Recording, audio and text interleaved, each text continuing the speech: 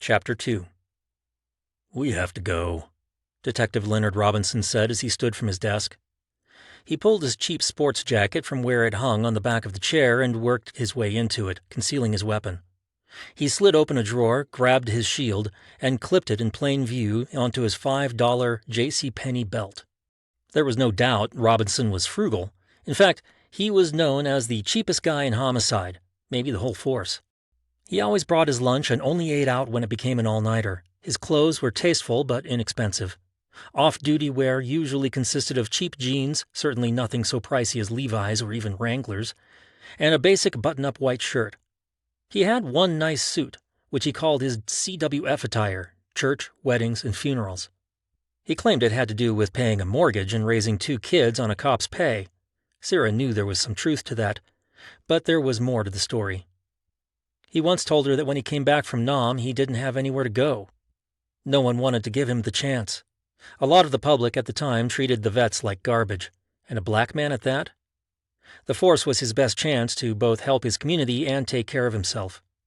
It gave him a place to crash and some protection from those people, as he called them, even though some of those people also happened to be on the force. "What's up?" Robinson reached for his coffee cup. As he brought it to his lips, he said, "Possible homicide."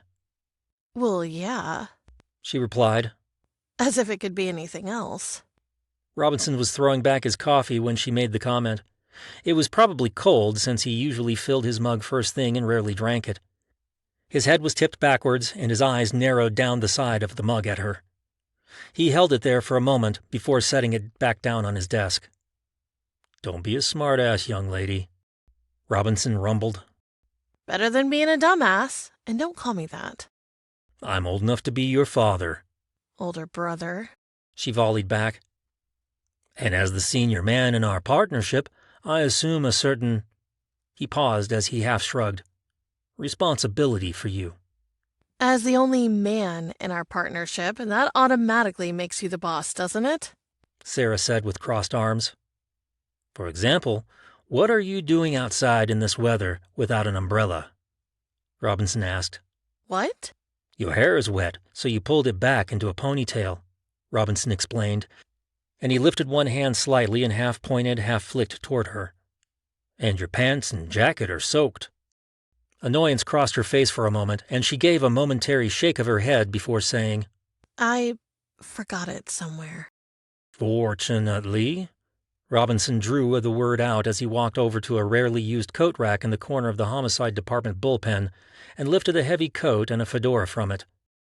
The former he folded over his arm. The latter he sat on top of his head and flashed her a shit-eating grin as he continued, "I have a hat." "Hey, are you 2 shitheads going to get going or what?" shouted a voice from across the bullpen.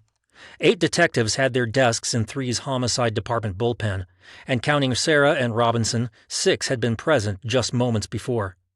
But when Lieutenant Caldwell appeared in the doorway of his adjoining office, his face red from his temper, hypertension, coffee, or some combination of all 3, none of the others could be accounted for.